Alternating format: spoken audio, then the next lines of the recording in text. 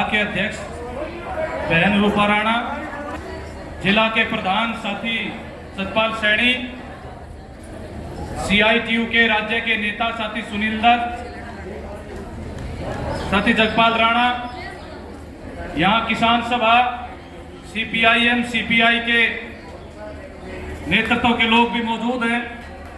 कर्मचारी आंदोलन के नेता साथी सुशील गुर्जर, प्रधान सर्व कर्मचारी संघ साथी मेवा सिंह जी, सेक्रेटरी हमारे दलित अधिकार मंच के और रिटायर्ड कर्मचारी संघ के नेता ओम प्रकाश जी, तमाम पदाधिकारीगण जो पूरी टीम आपके बीच में है, और सबसे ज्यादा आप तमाम जो वर्कर और हेल्पर जो इतनी बड़ी संख्या में यहाँ पहुंचे हैं, मैं आपका CITU की ओर से और अपनी यूनियन जो है anganwadi worker helper union Haryana उसका इंचार्ज होने के नाते आपका बहुत बहुत धन्यवाद करता हूं, आपका बहुत बहुत स्वागत करता हूं सभा के अंदर।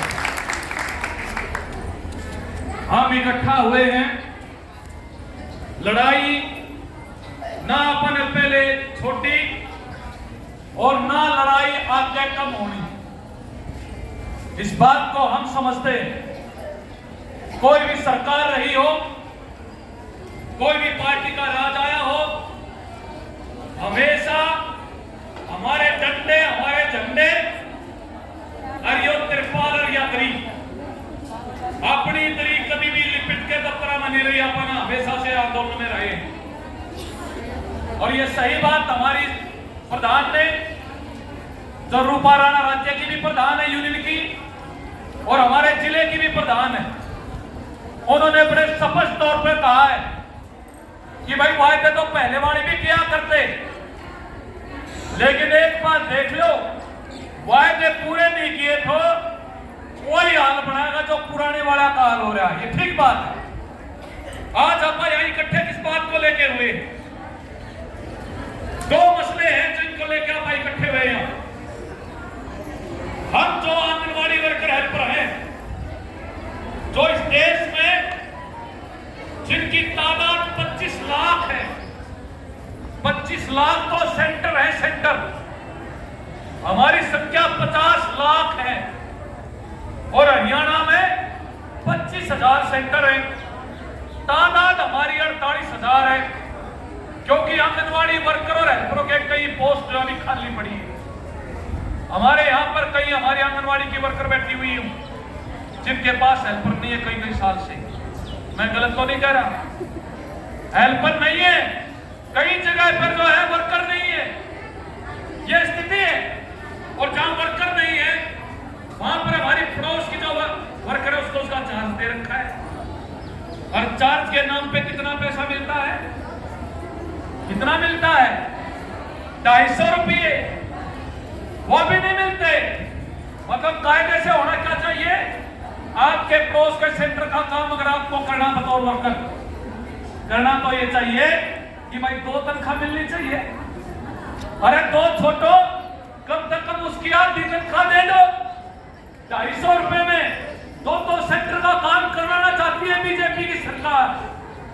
और भाई आज मैं स्पेशल आया हूं, मैं इसलिए आया हूं, और भी कई जिलों में जा सकता था, प्रोग्राम तो पूरे हरियाणा के अंदर था, लेकिन ये करनाल जिले से एक विशेष लगाव, आप लोगों से एक विशेष लगाव है।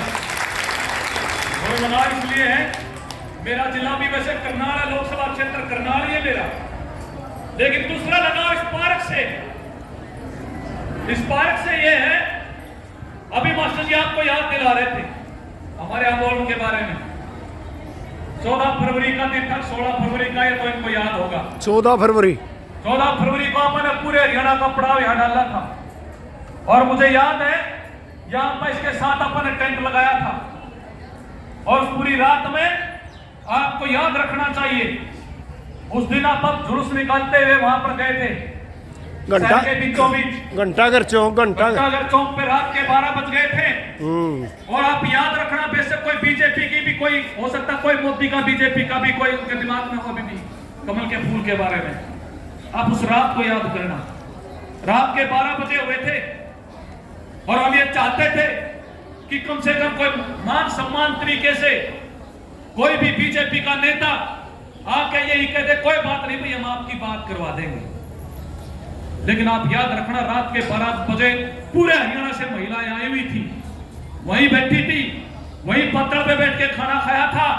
और बीजेपी का कोई साधारण बंदा, मुख्यमंत्री की तो छोड़ो, कोई यहां में कहने नहीं आया कि भी तुम उठ जाओ, कोई बात नहीं, सुबह बात करवाएंगे। हम रात को वहां से वापिस आए थे और इसी यहां पर इसके नीचे आप सोए थे। जो लोग रात को यहां रुके उनको पता होगा, उस दिन ऊपर से भी पानी टपक रहा था और नीचे भी जमीन टपक रही थी।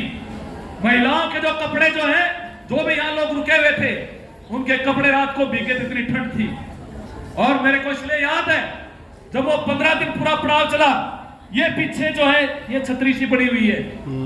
मैं रोहतक में रहता हूं, मैंने 5-6 रातें इस छतरी के नीचे बिताई है आंदोलन के अंदर। यहाँ क्यों मैं आपके बीच में बात करने के लिए आया हूं, हमें वो याद रखना है, अपनों जख्मों को याद रखना है।